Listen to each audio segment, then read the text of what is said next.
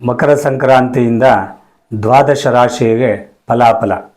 ಮೊದಲು ಮೇಷರಾಶಿಯವರಿಗೆ ಧನಾತ್ಮಕ ಚಿಂತೆಯಿಂದ ಉದ್ಯಮಗಳಲ್ಲಿ ಯಶಸ್ಸು ಸಿಗುತ್ತದೆ, ಆರ್ಥಿಕ ಲಾಭಗಳು ಹೆಚ್ಚಾಗುತ್ತವೆ ಮತ್ತು ಕುಟುಂಬ ಸೌಖ್ಯವಾಗಿರುತ್ತದೆ. ವೃಷಭ ರಾಶಿಯವರಿಗೆ ಸಂಬಂಧದಲ್ಲಿ ಸಾಮರಸ್ಯ ಬರುತ್ತದೆ, ವೃತ್ತಿಯ ಅವಕಾಶಗಳು ಉತ್ತಮವಾಗಿರುತ್ತವೆ ಮತ್ತು ಆರೋಗ್ಯ ಉತ್ತಮವಾಗಿರುತ್ತದೆ. ಇನ್ನು ಮಿಥುನ ರಾಶಿಯವರಿಗೆ ಜ್ಞಾನ ಸಂಪಾದನೆಗೆ ಒಳ್ಳೆಯ ಸಮಯ, ಪ್ರಯಾಣಗಳು ಫಲಿಸುತ್ತವೆ ಮತ್ತು ಆರ್ಥಿಕ ಸ್ಥಿರತೆ ಉಂಟಾಗುತ್ತದೆ. ಕರ್ಕಾಟಕ ರಾಶಿಯವರಿಗೆ ಕುಟುಂಬದಲ್ಲಿ ಖುಷಿ ಹೆಚ್ಚಿರುತ್ತದೆ, ಧಾರ್ಮಿಕ ಕಾರ್ಯಗಳಿಂದ ಮಾನಸಿಕ ಶಾಂತಿ ಸಿಗುತ್ತದೆ.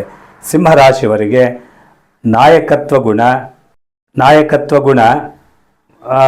ನಾಯಕತ್ವದ ಗುಣ ಹೆಚ್ಚಾಗುತ್ತದೆ, ಯಶಸ್ಸು ಸಾಧಿಸಿ ಆರ್ಥಿಕ ಗಳಿಕೆಗೆ ಒಳ್ಳೆಯ ಸಮಯ.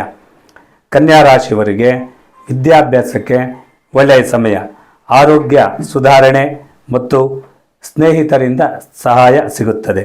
ಇನ್ನು ತುಲಾ ರಾಶಿಯವರಿಗೆ ವಿವಾಹ ಸಂಬಂಧಗಳಲ್ಲಿ ಸ್ಥಿರತೆ ಉಂಟಾಗುತ್ತದೆ, ಕಲೆ ಮತ್ತು ಸಾಹಿತ್ಯದಲ್ಲಿ ಹೆಚ್ಚಿನ ಆಸಕ್ತಿ ಹೆಚ್ಚುತ್ತದೆ. ವೃಶ್ಚಿಕ ರಾಶಿಯವರಿಗೆ ಗುಪ್ತ ಜ್ಞಾನ ಲಭಿಸುತ್ತದೆ, ಶತ್ರುಗಳು ದೂರವಾಗುತ್ತಾರೆ, ಆರ್ಥಿಕ ಲಾಭವಾಗುತ್ತದೆ.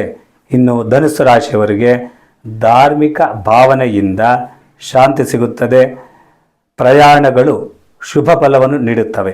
ಮಕರ ರಾಶಿಯವರಿಗೆ ಈ ಸಂಕ್ರಾಂತಿಯಿಂದ ಉತ್ತರಾಯಣ ಪ್ರಾರಂಭವಾಗಿ ಶಕ್ತಿ ಹೆಚ್ಚುತ್ತದೆ, ವೃತ್ತಿಯಲ್ಲಿ ಯಶಸ್ಸು ಸಿಗುತ್ತದೆ.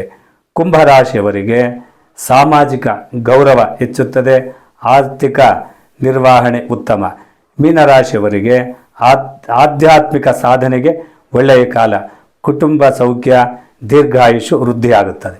ಎಲ್ಲರಿಗೂ ಮತ್ತೊಮ್ಮೆ ಮಕರ ಸಂಕ್ರಾಂತಿಯ ಶುಭಾಶಯಗಳು. ಭಗವಂತನು ಎಲ್ಲರಿಗೂ ಈ ವರ್ಷವು ಸಮಸ್ತ ಸನ್ಮಂಗಳವನ್ನು ಉಂಟು ಮಾಡಲಿ ಅಂತ ಪ್ರಾರ್ಥನೆ ದೇವರಲ್ಲಿ ಮತ್ತು ನಮ್ಮ ಗುರುಗಳಲ್ಲಿ ಪ್ರಾರ್ಥನೆ ಮಾಡುತ್ತೀನಿ. ಸರ್ವೇ ಜನ ಸುಖಿನೋ ಭವಂತು, ಸಮಸ್ತ ಸನ್ಮಂಗಳಾನಿ ಭವಂತು.